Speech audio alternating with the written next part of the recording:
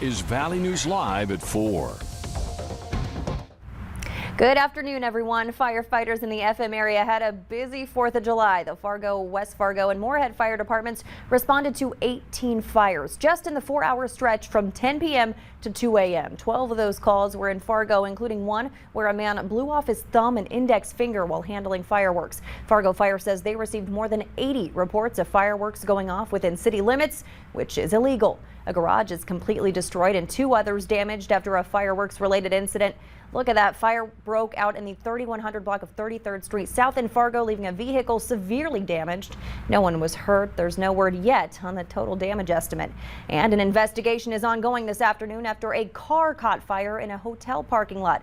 Fire crews were called to 2355 46th Street South in Fargo around 1:30 this morning after a truck caught fire in the parking lot of the La Quinta Inn.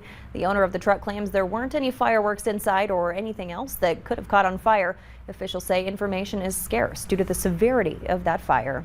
And these fires come amid a serious drought covering all of the Red River Valley and ranging from moderate to extreme. But some relief may be on the way. Let's go over to Summer to see who'll be getting some much needed rain. Summer.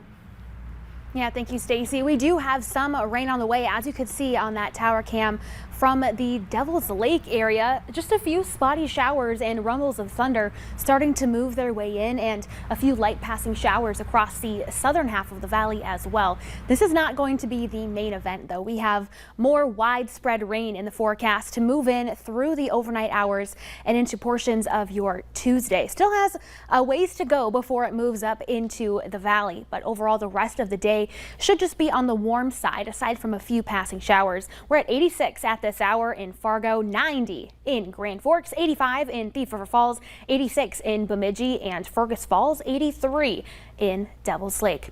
Your hourly planner in Fargo shows temperatures falling to near 80 by the 10 o'clock hour, and then we start to see that rain and even a few thunderstorms move in during the overnight hours. These are likely to be embedded thunderstorms, likely not going to be severe. And in Grand Forks, rain moving in around that 10 o'clock hour, continuing through the overnight as well. Coming up in just a minute, I'll time out when that rain is supposed to move in and how much we're likely to see. All right, thanks so much, Summer. While the North Dakota Highway Patrol investigates the devastating crash in Grand Forks that left a man dead and several injured last week, friends of the man who died have started a GoFundMe to ensure his legacy lives on. Dr. Eric Jane was a respected veterinarian helping to set up animal clinics all across the country, especially in indigenous communities. Dr. Jane was in the middle of building clinics on the Rosebud Reservation in South Dakota when he passed away. The funds raised will help finish construction to get those clinics up and running. We have a link to that fundraiser right on our website, valleynewslive.com. Just click on this story. Cuba is bracing for a hit from Tropical Storm Elsa. 180,000 people evacuated yesterday amid fears that Elsa could cause heavy flooding after battering several Caribbean islands, killing at least 3 people. The Cuban government opened shelters and moved to protect crops ahead of the storm.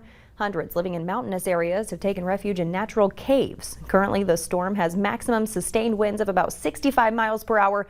It's expected to gradually weaken while moving across Cuba today. 3 more people were pulled from the rubble of the Surfside building collapse. Searching resumed today after crews used explosives to bring down what remained standing of that condo building. Manuel Bajorquez reports from Surfside. I think it was a good effort. I think it was the right thing to do. Rescue workers resumed climbing mounds of debris at the site of the collapsed condo in Surfside after explosives were used to bring down the last remaining section of the complex. They were on that pile that had been difficult for them to access, and so they're making a lot of progress. As teams expanded their search to areas that were previously inaccessible because of safety reasons, they discovered more bodies in the rubble. Since the first responders were able to resume their work on the collapse last night, we have very sadly recovered 3 additional victims. Tropical Storm Elsa partly prompted the demolition. Experts were concerned the rain and wind could crash the remaining section of the building. These showers and thunderstorms will have some brief but gusty winds, and these winds could still be quite strong. 12 days after the collapse, officials acknowledge tearing down the high-rise marks another painful chapter for families. The weight of that building coming down, those buildings coming down, is on this entire community. And it's been a long ride for us. Destroying the building will also affect the investigation. It'll complicate it some because we will have to do it from new debris rather than from what's standing in the air. Officials say teams of scientists and engineers were able to take pictures of the structure before it was brought down Sunday and conduct interviews for what's expected to be a long and difficult investigation. Manuel Bojorquez, CBS News, Surfside, Florida. At least 27 people are confirmed dead following the condo collapse. 118 are still missing. 27 years to the day after he founded Amazon, Jeff Bezos is stepping down as CEO. Today, he moves to executive chair of Amazon's board, and Andy Jassy takes over as CEO. Bezos is still Amazon's biggest shareholder and the world's richest person. He started Amazon in his garage as an online bookstore. Through the years, the company has expanded exponentially into an e-commerce and technology giant. With COVID-19 limits fading away, tourists are returning to Minnesota resorts, many of them from neighboring states. The problem is a lot of the workers are not coming back. A spokesman for Hospitality Minnesota, which oversees the state's hotels, restaurants, resorts, and campgrounds, says the worker shortage has been building for more than a year. The industry is now down about 50,000 people from its normal summer level. Many workers found other jobs during the first COVID shutdown in March and April last year, and others left when a second hospitality shutdown was ordered later in the year. The nationwide blood shortage is impacting blood banks here in the Red River Valley.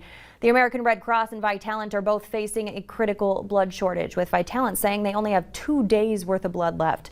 Hospitals are on edge. They say they're seeing an increase in elective surgeries and ER visits. The Red Cross is now turning to young people for help.